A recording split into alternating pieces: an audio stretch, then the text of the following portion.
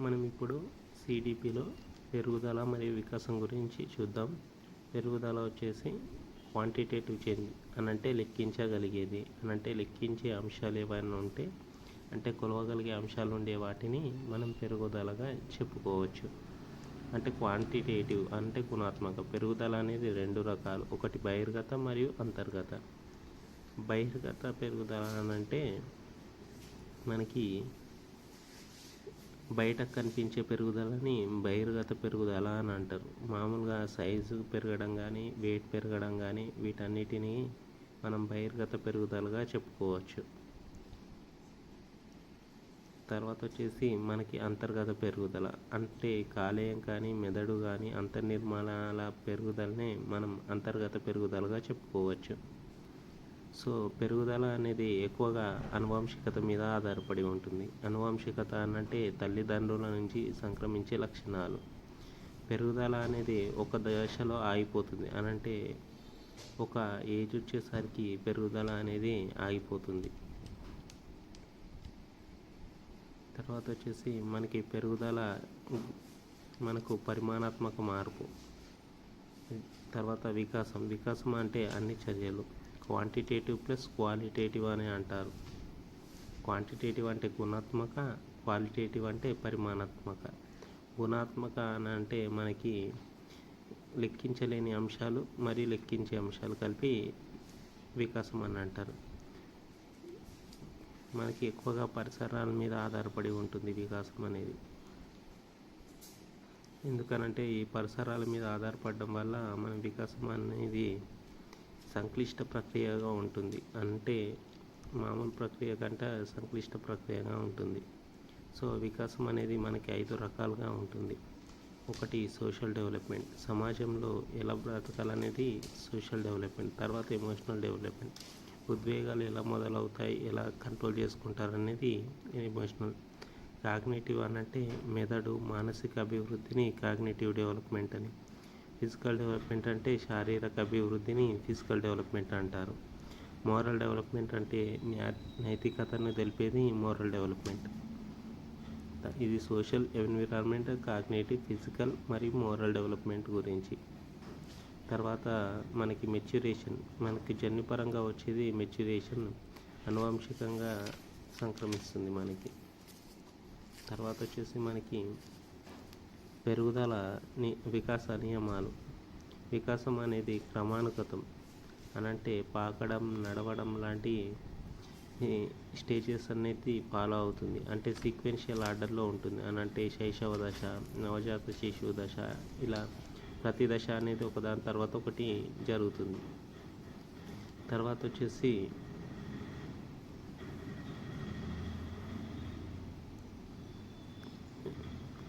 వికాసం అనేది ఏకీకృతం, అంటే అన్నీ కలిపి ఏకీకృతంగా జరుగుతుంది.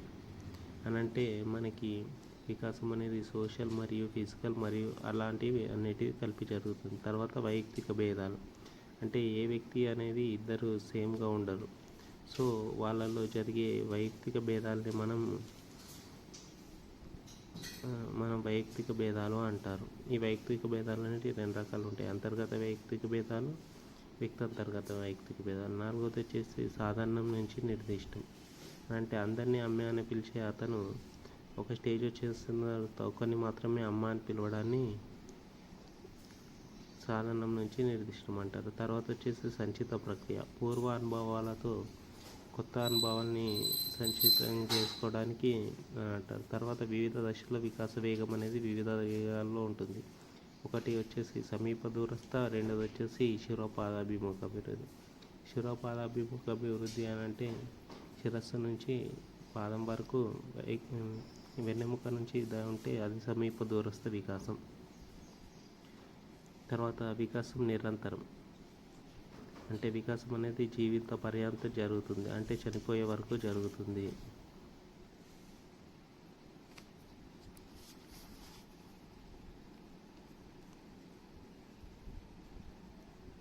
మనకు మానవుల్లో 22 క్రోమోజోమ్లు ఉంటే 22వది వచ్చేసి మనకి శారీరక క్రోమోజోమ్స్, 23వ జత వచ్చేసి లైంగిక క్రోమోజోమ్స్. అంటే XX అనేది లేడీస్ నుంచి వస్తుంది, XY అని వచ్చేసి మగవాళ్ళ నుంచి వస్తుంది. ఇందులో X అనేది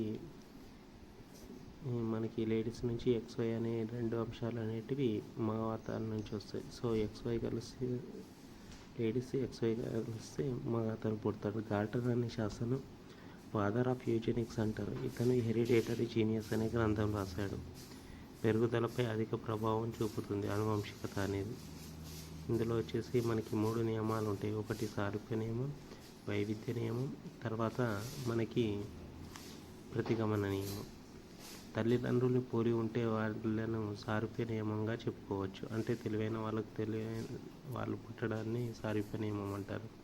తెలివైన వాళ్ళకి కొందరు పిల్లలు తెలివిగా, కొందరు పిల్లలు తెలివి తక్కువ పుట్టడాన్ని వైవిధ్య నియమం అంటారు. ప్రతిగమన నియమం అంటే టోటల్ డిఫరెంట్గా పుట్టడాన్ని ప్రతిగమన నియమం అని అంటారు. సో మనకి ఎలిజిబుల్ హార్లాక్ అనే శాస్త్రవేత్త 10 దశలుగా పేర్కొన్నాడు. అందులో నవజాత శిశువు అనేది మొదటి దశ. ఫలదీకరణం నుంచి పుట్టుక వరకు ఉండే దశని మనం నవజాత శిశువు దశగానే అంటారు. ఇందులో మనకి 3 రకాల దశలు ఉంటాయి. ఒకటి బీజ దశ, రెండోది పిండ దశ, మూడోది భ్రూణ దశ. బీజ దశ అనేది ఎక్కువగా మార్పులు అనేటివి చెందదు. సంయుక్త బీజం అనేది ఏర్పడుతుంది కదా, అది మార్పులు చెందదు. పిండ దశలో వచ్చేసి మనకి తల మాత్రమే ఏర్పడుతుంది. భ్రూణ దశలో వివిధ భాగాలు అనేవి అభివృద్ధి చెంది నవజాత శిశువు అనేది బయటకు వచ్చే విధంగా తయారవుతుంది. సో ఇది వచ్చేసి నవజాత శిశువు. తర్వాత వచ్చేసి మనకి శైశవ దశ. 0 నుంచి 2 సంవత్సరాల 2 నెలల దాకా ఉండేదాన్ని శైశవ దశ అని అంటారు. ఇది ఏంటిదంటే ఎన్విరాన్మెంట్కి అడ్జస్ట్మెంట్ అవ్వడానికి, జీర్ణక్రియ, శ్వాసక్రియ అనేది ఎలిజిబిలిటీ అవ్వడానికి, ఏకరీతిలో శబ్దాలు చేస్తాడు అన్నట్టు. అంటే అర్థాలు ఉండవు చేసే శబ్దాలకు. శారీరక పెరుగుదల అనేది వేగంగా ఉంటుంది. సో యానిమిజం, ప్రాణం లేని వాటికి ప్రాణాన్ని ఆపాదించడం చేస్తాడు అన్నట్టు. ఇందులో మనకి ఉపదశలు ఉంటాయి. మామూలుగా పెరుగుదల ఉండును, స్పర్శ అధికంగా ఉండును, వినికిడి అనేది మొదటగా స్టార్ట్ అవుతుంది, దంతాలు అనేటివి ఏర్పడతాయి. ఇందులో మనకి ఉపదశలు వచ్చేసి ప్రాథమిక వృత్తాకార స్పందనలు ఉంటాయి, ద్వితీయ వృత్తాకార స్పందనలు ఉంటాయి, తృతీయ వృత్తాకార స్పందనలు అనేటివి ఉంటాయి. తర్వాత వచ్చేసి మనకి పూర్వ బాల్య దశ 2 నుంచి 7 సంవత్సరాలు లేదా 2 నుంచి 6 సంవత్సరాలు. మనకి అమూర్త అంశాలని మాత్రమే గుర్తుంచుకోగలరు అని అంటే తెలిసిన వాటిని మాత్రమే గుర్తుంచుకోగలడు. ఏకాంత క్రీడలు అనేటివి స్టార్ట్ చేస్తాడు. అహంకేంద్రవాదంగా ఉంటాడు అని అంటే. తర్వాత విపర్యాత్మక భావన అంటే 2 × 3 = 6 అని చెప్పిన అతను 3 × 2 = 6 అనేది చెప్పలేకపోతాడు. తర్వాత మనకు వచ్చేసి ఉత్తర బాల్య దశ 7 to 11 years లేదా 6 to 10 years. అమూర్త అంశాల గురించి ఆలోచించడం మొదలు పెడతాడు. తార్కిక ఆలోచన అనేది పెరుగుతుంది. సంసర్గ క్రీడలు అనంటే ఇతరులను చూసి తను కూడా క్రీడలు అనేటివి స్టార్ట్ చేస్తాడు. సో అమూర్త అంశాల గురించి ఒక భావన అనేది ఆలోచించడం మొదలు పెడతాడు. విపర్యాత్మక భావన అనేది కూడా ఏర్పడుతుంది. 2 × 3 అని చెప్పిన అతను 3 × 2 = 6 అని కూడా చెప్పగలుగుతాడు. తర్వాత వచ్చేసి యవ్వనారంభ దశ 10 నుంచి 12 సంవత్సరాలు. ప్రాథమిక లైంగిక లక్షణాలు అనేటివి ఏర్పడతాయి. స్త్రీలలో బిగ్గుసిడియం అనేది ఏర్పడుతుంది. కౌమార దశ వచ్చేసి సందిగ్ధ దశ, తీవ్ర ఒత్తిడి దశ అని అంటారు. ఇందులో వచ్చేసి మనకి సాన్నిహిత్యం లేదా ఏకాంతం అనేది ఏర్పడుతుంది. లైంగిక లక్షణాలు అనేవి అభివృద్ధి చెందుతాయి. నాయకత్వ ఆరాధన పెరుగుతుంది అని అంటే ఒక క్రికెటర్ని లేదా వ్యక్తిని కానీ పూజించడం మొదలు పెడతారు. తర్వాత వచ్చేసి మనకి నోమ్ చోమ్స్కీ భాషా గ్రహణ సిద్ధాంతం. ఇతను వచ్చేసి అమెరికాకు చెందిన శాస్త్రవేత్త. ఇతన్ని ఫాదర్ ఆఫ్ లింగ్విస్టిక్స్ అని అంటారు. ఇతను మన మెథడ్లో LED అనే డివైస్ ఉంటుంది, దీన్నే లాంగ్వేజ్ అక్విజిషన్ డివైస్ అని అంటారని పేర్కొన్నాడు. ఇది మనకి ఎడమ మెథడులో బ్రోకా అనే ప్రాంతం ఉంటుంది. సో ఇందులో మనకి LED డివైస్ ఉంటుందని చెప్పాడు. ఇతను సార్వత్రిక వ్యాకరణం ఉండదు అనంటే యూనివర్సల్ గ్రామర్ అనేది ఉండదని చెప్పాడు. భాష సామర్థ్యం పుట్టుకతోనే మనిషికి వస్తుందని చెప్పిండు. ఇందులో వచ్చేసి మనకి 4 రకాలైన వ్యాకరణాలు ఉంటాయి. ఒకటి యూనివర్సల్, రెండోది వచ్చేసి ట్రాన్స్ఫర్మేటివ్, మూడోది వచ్చేసి జనరేటివ్, నాలుగోది వచ్చేసి ఫార్మల్, గ్రామర్, వ్యాకరణాలు అన్నట్టు ఇవి. తర్వాత వచ్చేసి మనకు కోల్బర్గ్ నైతిక వికాసం. కోల్బర్గ్ 10 పిల్లల్ని ఆధారంగా చేసుకొని 10 మంది 3 స్టేజెస్ మరియు 6 స్థాయిలు ఇందులో ఒక మనకి స్టోరీ చెప్తాడు. సో ఆ స్టోరీ ప్రకారం స్టేజ్ 1 వచ్చేసి పూర్వ సాంప్రదాయక స్టేజీ, శిశువు శిక్ష నుంచి తప్పించుకోవడం, అంటే అమ్మా నాన్న కొడతారనే భయంతో చేసే పనులు అనేటివి ఫస్ట్ స్టేజ్ వస్తుంది. సెకండ్ స్టేజ్ వచ్చేసి దీన్ని పనిష్మెంట్ ఓరియంటేషన్ స్టేజ్ అని అంటారు. అని అంటే పనిష్మెంట్కి భయపడి చేసే పనులు అన్నట్టు. తర్వాత స్టేజ్ 2 వచ్చేసి బహుమతులు, రివార్డ్స్ అని అంటే బహుమతులు అని అంటే 10 రూపాయలు ఇస్తే నీకు 2 రూపాయలు ఇస్తాను, లేకపోతే నువ్వు బాగా చదివితే నీకు ఏదన్నా కొనిస్తాను, సైకిల్ కొనిస్తాను అనే స్టేజెస్ లాంటివి ఉంటాయి చూడండి. అది వచ్చేసి మనకి స్టేజ్ 2. తర్వాత వచ్చేసి మనకి సాంప్రదాయక స్థాయి, మంచి బాలుడు లేదా మంచి బాలికల స్థాయి, అందరితో పాటు మంచి బాలిక స్థాయి అనేది ఉండాలని, ఒక గుడ్ బాయ్ గుడ్ గర్ల్ అనేది ఓరియంటేషన్ అనేది ఉంటుంది. స్టేజ్ 4 వచ్చేసి అధికార నియమాలు, అంటే ట్రాఫిక్ రూల్స్ పాటించడం లాంటివి అనేటివి పిల్లవాడు చేయడం కానీ వాళ్ళు చేయడం కానీ ఇది వచ్చేసి. తర్వాత మనకి ఉత్తర సాంప్రదాయక స్థాయి, ఇది ఒప్పందాలు, హక్కులు, అంగీకారం. ఎగ్జాంపుల్ వచ్చేసి మెర్సీ కిల్లింగ్లో వచ్చేసి మనకి క్యాన్సర్ వచ్చిన పేషెంట్ నుండి మామూలుగా ఏవి పని చేయవు కాబట్టి మెర్సీ కిల్లింగ్ని యాక్సెప్ట్ చేయాలని ఒప్పుకుంటారు అన్నట్టు ఈ స్టేజ్లో ఉన్నవాళ్ళు. తర్వాత వచ్చేసి విశ్వజనీన హక్కుల సూత్రం స్టేజ్ 6. ఈ మెర్సీ కిల్లింగ్ని ఒప్పుకోరు, అంటే నచ్చినట్లు బతకాలి అని చెప్తూ ఉంటారు. సో ఇది వచ్చేసి మనకి స్టేజ్ 6. తర్వాత వచ్చేసి మనకి పియాజే సంజ్ఞానాత్మక వికాస సిద్ధాంతం. పియాజే యొక్క సంజ్ఞానాత్మక సిద్ధాంతం, ఇతను కూడా అమెరికా నుంచి వచ్చిన ఇతను సంజ్ఞానాత్మక నిర్మాణాలు వచ్చేసి స్కీమాలు, ప్రచాలకాలు అని చెప్పాడు. స్కీమా అనగానే డాగ్ అని అంటాం. డాగ్ అనగానే మన బుర్రలో ఒక ఆలోచన వస్తుంది, అనంటే దాంతో కూడిన దాన్ని ఒక అనుభవం వస్తుంది. దీన్నే స్కీమా అంటారు. ప్రచాలకాలు అని అంటే చెక్ చేసుకోవడం, అనంటే మామూలుగా ఇంతకుముందు ఆ అనుభవాలు ఎలా ఉన్నాయి అనేది చెక్ చేసుకుంటారు. మనకి సంజ్ఞానాత్మక విధులు వచ్చేసి సాంశికరణం ఒకటి, వ్యవస్థీకరణం. సాంశికరణంలో మనకి అనుకూలత ఉంటుంది, అనుగుణ్యత ఉంటుంది. అనుకూలత మనకి స్వాయత్తీకరణం లేదా విలీనం అని అంటారు.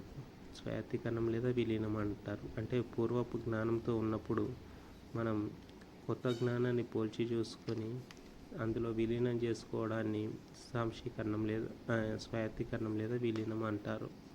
అనుగుణ్యత అంటే కొత్త దాంతో పోల్చుకొని చూసుకున్నప్పుడు కొత్త మాడిఫై చేసుకుంటారు జ్ఞానం అనేది. సో ఇది వచ్చేసి మనకి అనుగుణ్యత. తర్వాత వచ్చేసి వ్యవస్థీకరణం, అంటే కొత్త జ్ఞానం అనేది వాళ్ళు క్రియేట్ చేసుకున్న దాన్ని గుర్తుంచుకుంటారు. తర్వాత ఇందులో 4 రకాల స్టేజెస్ ఉంటాయి: సెన్సరీ, మూర్త, అమూర్త, కౌమార దశ. సెన్సరీ స్టేజెస్ అంటే ఇంద్రియ చాలక దశ, అంటే ఇంద్రియాలు అనేటివి ఎక్కువగా అభివృద్ధి చెందుతాయి. సో తన భావాలను ఇంద్రియాలతో ప్రకటిస్తారు. మూర్త ప్రచాలక దశ అంటే ముఖ్య అంశాలని అంచనా వేసుకోవడం, అంటే తెలిసిన అంశాలని మాత్రమే అంచనా వేసుకోవడం, కేంద్రకంగా ఉండడం, ప్రాణం లేని వాటికి ప్రాణం అర్పించడం అన్నట్టు. అమూర్త అంటే తెలియని అంశాలను కూడా తెలుసుకునే విధంగా ఆలోచించడం, తార్కిక ఆలోచన పెరుగుతుంది. సో విశ్లేషించి చెప్పడం, విపర్యాత్మక భావన అనేది కలుగుతుంది.